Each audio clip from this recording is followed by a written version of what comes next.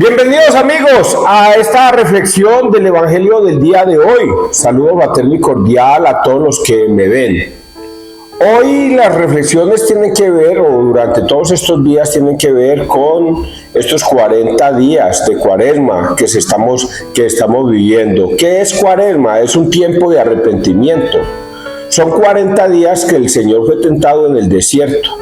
Y en esos 40 días el Satanás lo puso a prueba en muchas ocasiones, y ya nosotros conocemos alrededor de unas 3 o 4 tentaciones donde él las pasa y las libra. Pero sin embargo al final de ese texto dice que el Satanás se retiró momentáneamente. No que ya se olvidó de Jesús, sino que momentáneamente Satanás se retiró. Por lo tanto, todos los días vivimos en tentación, todos los días. No hay un solo día en que usted no sea tentado. Mire la historia de Pedro, Jesús le entrega en Mateo 16:18, Jesús le entrega a la iglesia, en Mateo 16:18. Y en Mateo 16:23, Jesús le dice a Pedro: aléjate de mí, Satanás, porque piensas como los hombres y no como Dios. Es una forma tan sublime de que el demonio tentó a Pedro delante del mismo Jesús. Delante del mismo Jesús se atrevió a decir: Pedro, pero Señor, no te vaya a pasar tal cosa, Dios no lo permita. Mire, con algo tan sublime, ¿qué tenía de malo de que Pedro quería salvarle la vida a Jesús? Porque Jesús había manifestado que el Hijo del Hombre iba a entrar a Jerusalén y allí iba a ser juzgado por los sumos sacerdotes y ancianos e iba a ser condenado a muerte, pero que él iba a resucitar al tercer día. Algo tan terrible como eso, su amigo Pedro le dice: no, Dios no permita que suceda tales cosas. ¿Qué tiene eso de malo? Eso no tiene nada de malo. Dios no permita que sucedan tales cosas con usted, que es mi amigo. Eso no tiene nada de malo. Pero mire la respuesta de Jesús: aléjate de mí, Satanás, porque piensas como los hombres y no como Dios. Por lo tanto, todos los días, muchachos, nosotros somos tentados de pensamiento, palabra, obra u omisión, y nosotros cometemos esos pecados todos los días. Hasta el más santo de los santos peca 7 veces. Ahora me tengo que meter con un tema que es con el protestante. El protestante es uno que no solamente está siendo tentado, sino que ya es esclavo de Satanás. ¿Por qué? Porque vino un día un pastor: ábranos, venimos en el nombre de nuestro Señor Jesucristo. Y ese mal católico le abrió. Y ese pastor mentiroso le dijo un montón de cosas que terminó convenciéndolo de que se saliera de la iglesia de Cristo y se metiera al protestantismo, se metiera a una doctrina. ¿Cuál doctrina? Adventistas, testigos de Jehová, ministerial, luz del mundo, evangélicos, adventistas, bueno, séptimo día, y para de contar miles y miles de iglesias que hay por el mundo. Y todos creen que porque ahí habla bonito Jesucristo, porque hablan bonito de Jesucristo y lo alaban, entonces ahí está Jesucristo. Y resulta de que se les olvidó o nunca escucharon una advertencia que el mismo Jesucristo les había dicho: cuidado, cuidado con los profetas falsos. Vendrán vestidos de oveja, pero por dentro son lobos rapaces, que se los llevarán, los sonsacarán. Y ustedes no tuvieron en cuenta esa advertencia. Son pastores, son profetas, pero que son falsos. Van a venir a predicar a un Jesucristo que no es Jesucristo. Y entonces la palabra de Dios se cumple. Jesucristo lo dijo, se cumplió. Y hoy día muchos protestantes, todos, están siendo atados por el demonio para que sigan perteneciendo a esas doctrinas de demonios. Y porque el mismo Jesucristo lo dijo: solo se le puede dar la gloria a Dios en su iglesia.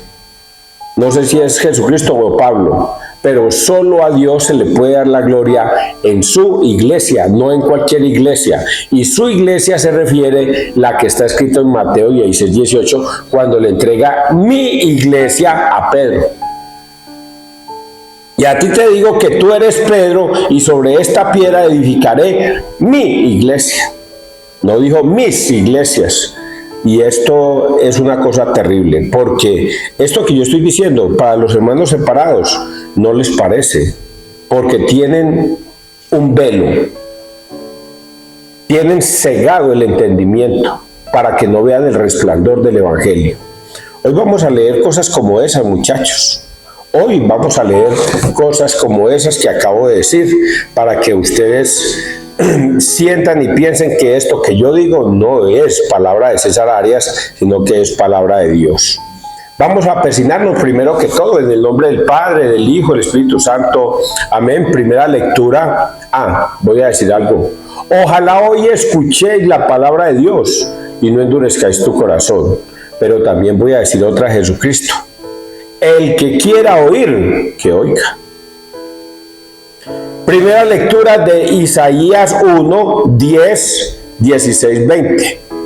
Aprended a hacer el bien, buscad la justicia. Oíd la palabra del Señor, príncipes de Sodoma. Escuchad la enseñanza de nuestro Dios, pueblo de Gomorra. Lavaos, purificaos, apartad de mi vista vuestras malas acciones. Dejad de hacer el mal, aprended a hacer el bien. Buscad la justicia, socorred al oprimido, proteged el derecho del huérfano, defended a la viuda. Venid entonces y discutiremos, dice el Señor. Aunque vuestros pecados sean como escarlata, quedarán blancos como nieve.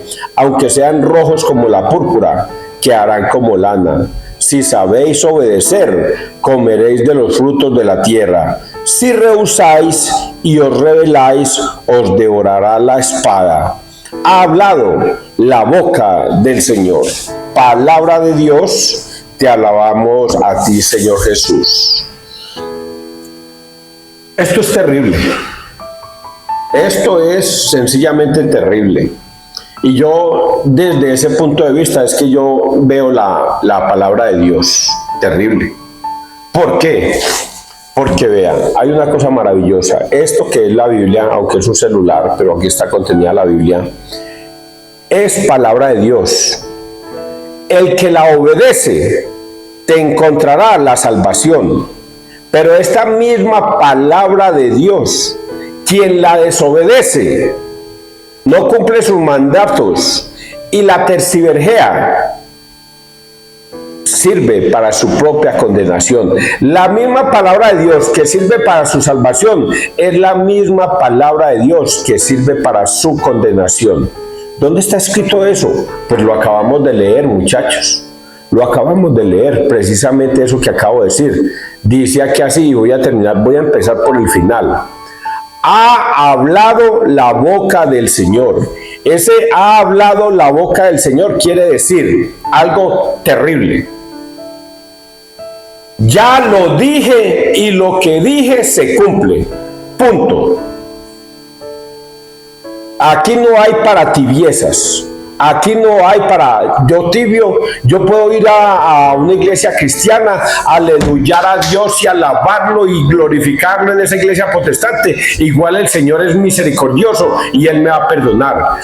El Señor dice no. No. ¿Y cómo lo está diciendo? De dos maneras. De dos maneras lo ha dicho. La primera manera, dice: oíd la palabra del Señor, príncipes de Sodoma y pueblo de Gomorra. Lavaos, purificaos, apartad de mi vista vuestras malas acciones, dejad de hacer el mal, aprended a hacer el bien, buscad la justicia, socorrer al oprimido, proteger el derecho del huérfano y defender a la viuda. Dejen de hacer la maldad, dejen de utilizar las armas para hacer la guerra, dejen de estar extorsionando, dejen de estar robando, políticos, dejen de estarse robando el erario público.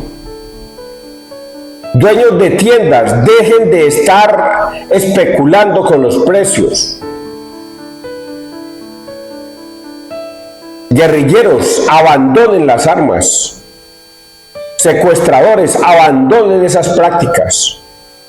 Dice el Señor, Abandone pueblo de Sodoma y pueblo de Gomorra todas esas situaciones. Dejen de estar haciendo el mal. Es la advertencia que hace el Señor en primera parte. Y entonces dice la segunda parte, que es linda. Venid entonces y discutiremos, dice el Señor. Venid entonces y discutiremos, dice el Señor, que aunque vuestros pecados sean como escarlata, quedarán blancos como nieve, aunque sean rojos como la púrpura, quedarán como lana, si sabéis obedecer. Aquí hay un detalle, muchachos, y por eso empecé hablándoles a ustedes de que estamos en el tiempo de Cuaresma, el tiempo de arrepentimiento.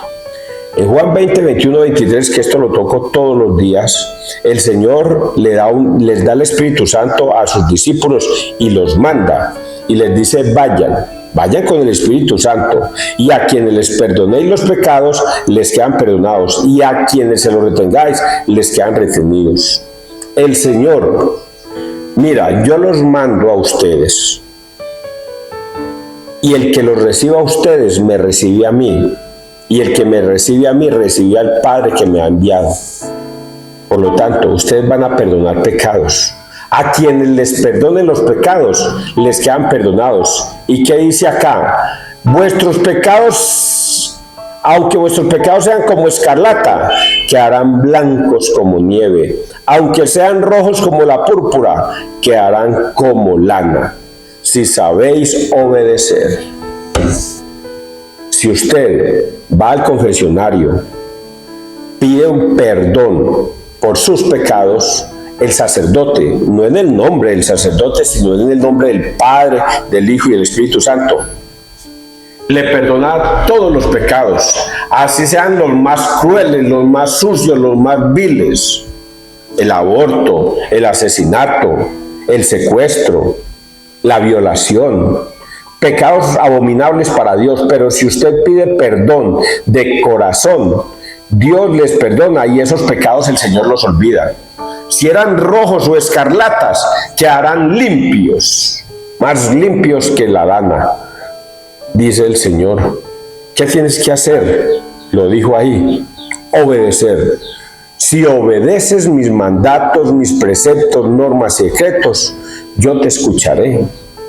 Por eso es que la semana pasada, o antier, allá ni recuerdo, decía que el Señor perdona los pecados de la persona más vil, más mala que haya, si se arrepiente en el último minuto de su vida, y lo lleva al cielo.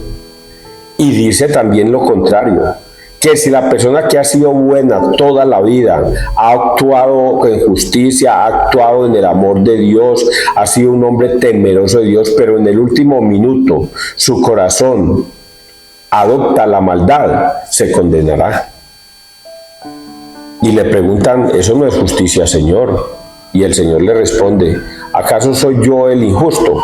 ¿No son ustedes que se han apartado del bien por hacer el mal? Entonces aquí espero que hayan entendido esa primera parte, que si usted es una persona que abandona la maldad y todo eso y va y se confiesa, el Señor le perdona todos sus pecados, y que sus pecados quedarán más limpios que la lana limpia. Por lo tanto, ¿qué debemos hacer? Obedecer sus mandatos. Si sabéis obedecer, comeréis de los frutos de la tierra. Si rehusáis y os rebeláis, os devorará la espada. Eso, os devorará la espada, quiere decir que le pasó a Sodoma y a Gomorra. Fueron destruidos por no haber obedecido al Señor. Por eso les dije también al principio, ¿se acuerdan? Antes de persignarnos, le dije: ojalá hoy escuchen la palabra de Dios y no endurezcan su corazón. Pero también les agregué: el que quiera oír, que oiga. Porque esta palabra de Dios, aunque usted la ha escuchado, a lo mejor no ha traspasado su alma. Simplemente ha quedado aquí en el oído.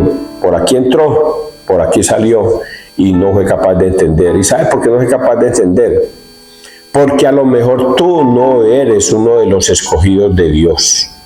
Porque esto es otra cosa terrible, muchachos. Yo no hablo y no hay cosas terribles que hay en la Biblia. el Señor el Señor le dice a Dios: te doy gracias, Padre, porque le has revelado esto a los sencillos y se lo has ocultado a los sabios y entendidos. Si usted es una persona sabia y usted es una persona protestante, entendida, que busca a toda hora, ¿yo por qué tengo que ir a confesarme con un sacerdote que es un pecador igual que yo, es un hombre común y corriente? Yo no voy a ir por allá. Es una persona entendida, le ha puesto la sabiduría humana a algo divino y no logra entender que Dios le dio potestad a los hombres para perdonar pecados en Juan 20, 21, 23, y no lo logra entender. Por eso Dios le ha ocultado ese entendimiento. Eso es terrible. Que Dios le oculte a uno el entendimiento, eso es terrible. Es terrible. Pero a los que se dejan guiar, que son los sencillos, Dios se les revela. ¿Cómo así? Si yo que he pecado toda mi vida, voy donde un sacerdote y me confieso de todos mis pecados y renuncio a volver a pecar, ¿el Señor me perdona? Sí, el Señor lo perdona. Entonces esa persona que aceptó a Cristo en su corazón, ¡pum!, corre a buscar un sacerdote, porque sabe que el Señor cumple su promesa. ¿Y cómo cumple su promesa? Con estas últimas frases: ha hablado la boca del Señor. Vamos a leer el Salmo, Salmo 49. Al que sigue buen camino, le haré ver la salvación de Dios. No te reprocho tus sacrificios, pues siempre están tus holocaustos ante mí. Pero no aceptaré un becerro de tu casa, ni un cabrito de tus rebaños. ¿Por qué recitáis mis preceptos y tienes siempre en la boca mi alianza? Tú que detestas mi enseñanza y te echas a la espalda mis mandatos. Esto haces y me voy a callar. ¿Crees que soy como tú? Te acusaré, te lo echaré en cara. El que me ofrece acción de gracias, ese me honra. Al que sigue buen camino, le haré ver la salvación de Dios. Palabra de Dios. Al que sigue buen camino, le haré ver la salvación de Dios. Mire cómo este salmo nos define también lo que ya en la primera lectura lo hemos dicho. Pero no aceptaré un becerro de tu casa, ni un cabrío de tus rebaños.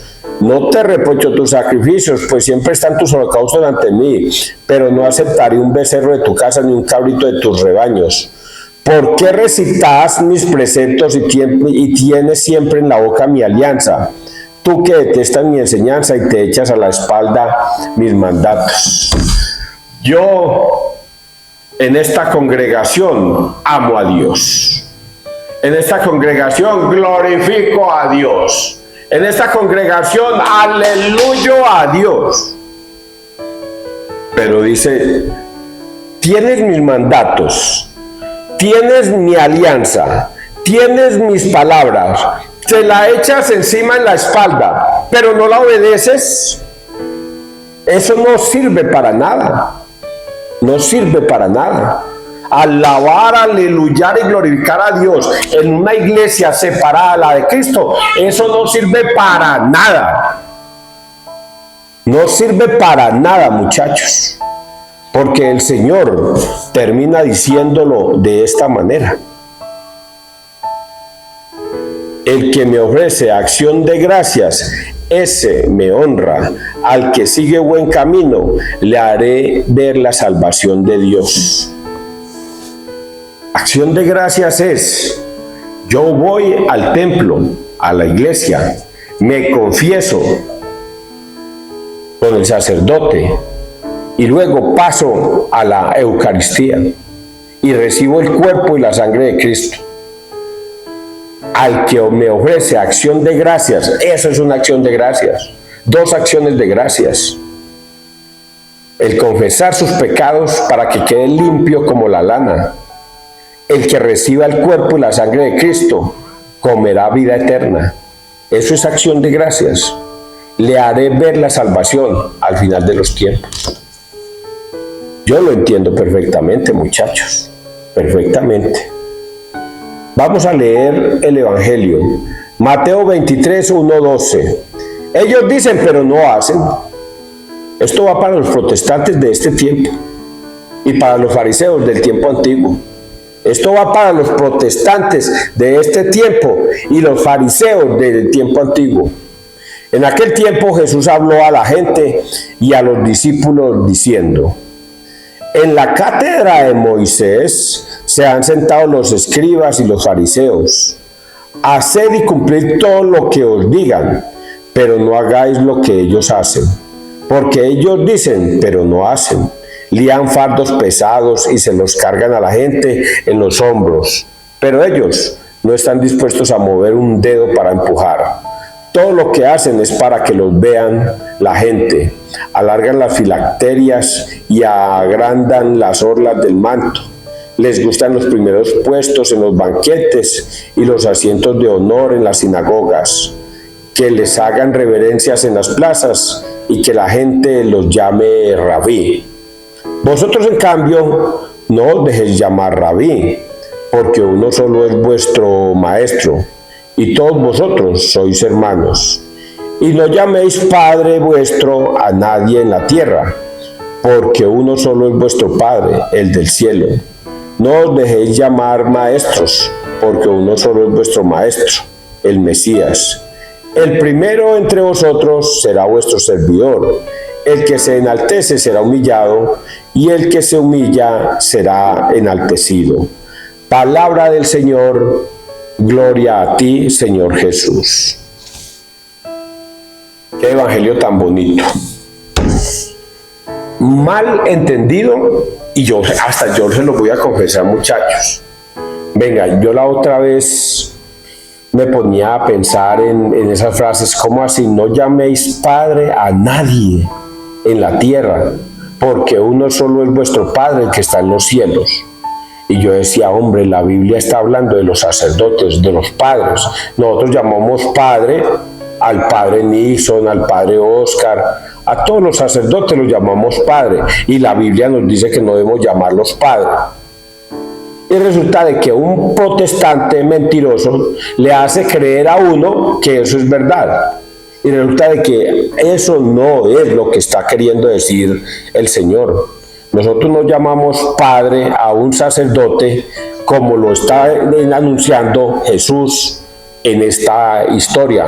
Mire que en esta historia, y esto sea un consejo apologético para la gente, la respuesta a estos interrogantes que están al final, la respuesta está al principio.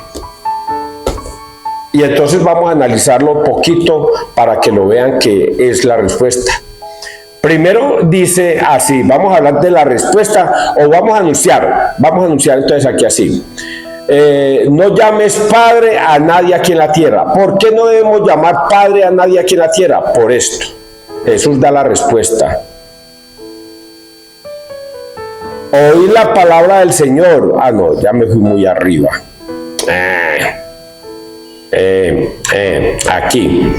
En aquel tiempo Jesús habló a la gente y a los discípulos diciendo: no llaméis Padre. Voy a empezar haciéndolo al contrario, porque él primero dice el por qué y por qué no debemos llamarlos. Dice por qué y por qué no debemos llamarlos. Entonces vamos a empezar nosotros antes al contrario. Vamos a decir: no llamen Padre a nadie. ¿Por qué? Por esto. En la cátedra de Moisés se han sentado los escribas y los fariseos. Haced cumplir todo lo que os digan, pero no hagáis lo que ellos hacen, porque ellos dicen, pero no hacen.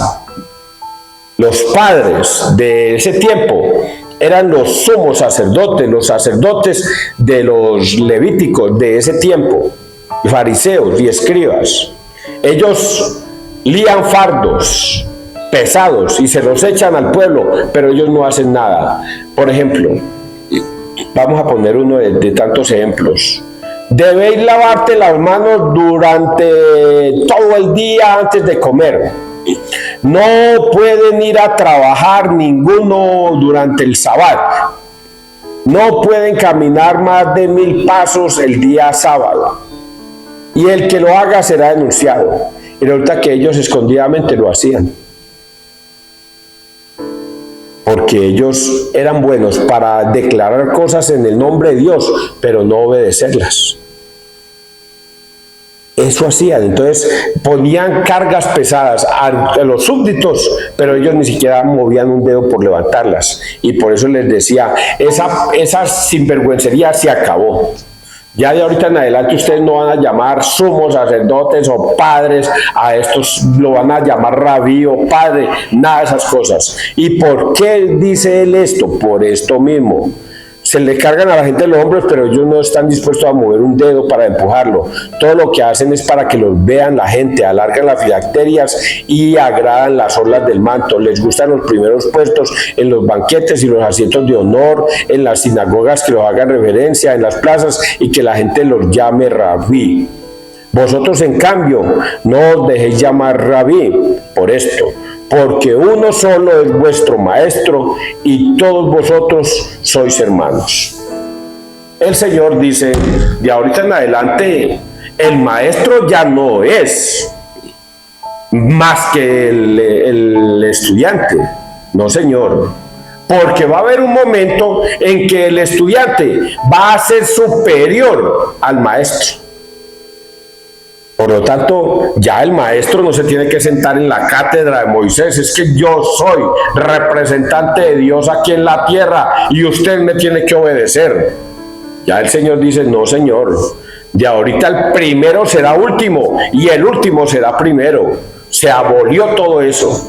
Por eso ya no pueden volver a llamar a padre a estos y respetarlos y reverenciarlos y hacerles camino y sentarlos en los primeros puestos. Nada de esas pendejadas, eso se acabó, esa alcahuetería se acabó. Ahora el que quiera ser importante, que se haga de último. Ahora el que quiera ser el maestro, que se haga discípulo. Entonces Dios genera eso de que ya nadie está por encima de nadie. Todos estamos en el mismo nivel. El estudiante va a llegar un día en que va a ser maestro y va a saber de pronto más que el maestro. Hay igualdad. Ya nadie puede utilizar ese título para vanagloriarse. Por eso los sacerdotes, que nosotros los llamamos padre, los llamamos por respeto, como llamar general a un hombre en el ejército o coronel. Por respeto jerárquico se les llama, pero no significa que es más que uno, o que tenemos que obedecerle porque es el general o porque es el padre, no. Y ellos utilizan su terminología de padre y no se sientan sobre la cátedra, aunque tengo que agregar algo para los católicos. Hay sacerdotes aquí entre nos que se creen mucha cosa porque se sientan en el altar, porque se paran en el altar y creen que todo el mundo les tiene que obedecer. Hay sacerdotes que les interesa es el dinero, les importa muy poquito las almas que se pierdan, porque ven todos los días, y voy a poner un ejemplo aquí entre nos. Esto que estoy diciendo no es con los sacerdotes de acá de la Unión, sino de otra parte. De otra parte, hay sacerdotes que todos los días llegaba doña Maruja y se hacía en la primera fila, en la del primer asiento, y todos los días asistía a misa en la mañana y en la tarde y en la noche, y eso era toda hora. Y un día doña Maruja dejó de volver y al padre le importó que doña Maruja no volviera. Ni siquiera fue a preguntar, oiga, doña Maruja, ¿a usted qué le pasó? Y resulta que doña Maruja llegó un protestante, pastor mentiroso, y la convenció y la sacó de la iglesia, tanto que iba a misa y se dejó arrebatar la fe y se salió. Y el padre no le importó que se haya ido doña Maruja para otra iglesia, para otra doctrina, sabiendo el padre de que esa mujer está en pecado mortal a partir de ese momento, porque está cometiendo un pecado que llama apostasía. Y no le importó, porque hay sacerdotes que se sientan todavía en la cátedra de Moisés y se sienten los dueños del pueblo. Y vuelvo y repito, eso no estoy hablando de los sacerdotes de este pueblo, es de otra parte, de otra parte.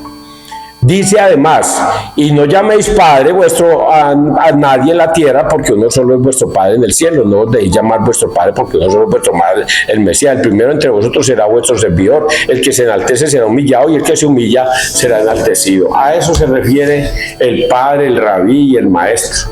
A que el primero será último y el último será primero. El que se enaltece será humillado, y el que se humilla será enaltecido. El Señor iguala a todo mundo. El maestro no es más que el discípulo. El amo no es más que el esclavo. Los iguala a todos. Y se acaba esa pendejada. ¿Ustedes entendieron eso tan bonito? Yo espero que sí. Porque de eso depende su salvación y mi salvación, de entender este evangelio y ponerlo en práctica. Que Dios te bendiga, que Dios nos bendiga donde quiera que todos estemos.